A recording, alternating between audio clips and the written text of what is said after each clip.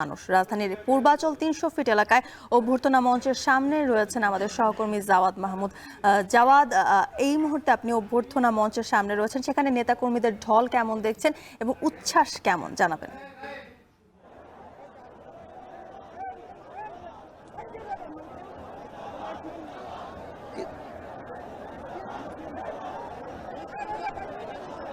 কিছুক্ষণ আগেই বলছিলাম যে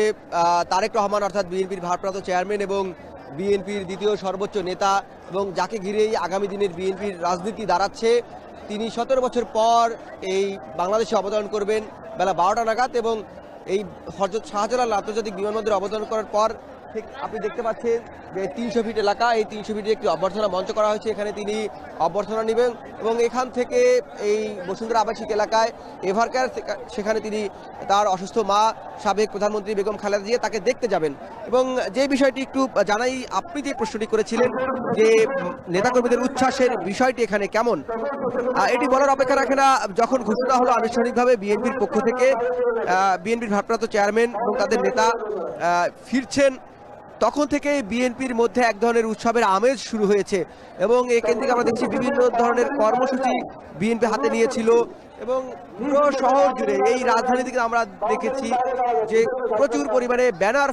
ফেস্টুন লাগানো হয়েছে। তারেক রহমান যে বিভিন্ন সময় স্লোগান দিয়েছেন বা তার ট্যাগ লাইন যেগুলোকে বলা হচ্ছে, সেইগুলো সম্বলিত বিভিন্ন ব্যানার ফেস্টুন এই শহর জুড়ে লাগানো হয়েছে এবং এই সভাস্থলেও আমরা সেটাই দেখেছি যে তারেক রহমানকে ঘিরে বিভিন্ন ধরনের স্লোগান তারা দিচ্ছেন এবং তারা হাতে করে যেই ব্যানার ফেস্টুন নিয়ে এসেছেন, সেই ব্যানার ফেস্টুনগুলোতেও এই ধরনের স্লোগান দেওয়া রয়েছে এবং বর্ণিল সাজে এখানে সেজেছেন। কেউ আমরা দেখি যেহেতু বিএনপির প্রতীক, নির্বাচনী প্রতীক ধানের শীষ, সেই ধানের শীষের টুপি পরে, ধানের শীষের পোশাক পরে এখানে কেউ এসেছেন বিভিন্ন সাজে এবং বিএনপির যারা এখানে রয়েছেন তারা তারেক রহমানের ছবি সম্বলিত ক্যাপ পরে, টি শার্ট পরে, ধানের শীষের এবং তাদের যে দলীয় লোগো রয়েছে সেই লোগো সম্বলিত টি শার্ট ক্যাপ পরে তারা এখানে এসেছেন এবং তারা এখানে মুহুর্মুহুর কিছুক্ষণ পর পরে স্লোগান দিচ্ছেন তারেক রহমানের নাম ধরে, বেগম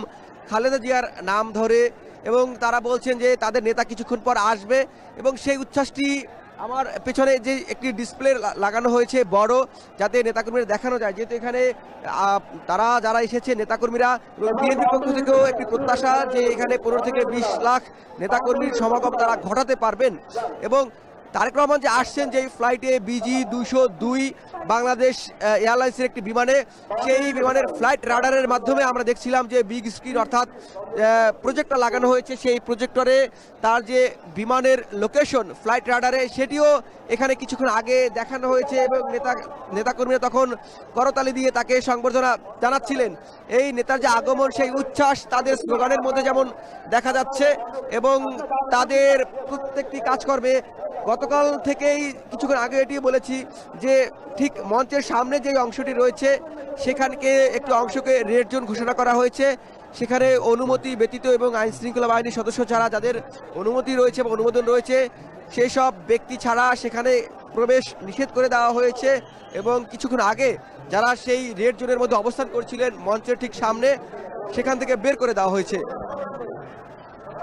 এবং এরপরে যে অংশটি রয়েছে যেখানে নেতাকর্মীরা বসেছেন, গতকাল থেকেই মূলত এখানে বসেছেন এবং তারা বলছেন যে নেতাকে সামনাসামনি দেখার জন্য তারা এখানে এসেছেন এবং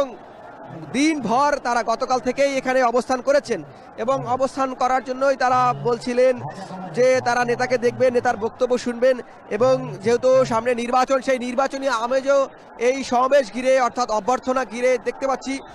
এখানে একটা জনসমুদ্রে পরিণত হয়েছে বিএনপি নেতাকর্মীদের, যেহেতু ওই ৩০০ ফিট এলাকা এবং বিএনপি এই যে ৩০০ ফিট এলাকা নির্ধারণ করেছে তাদের নেতাকে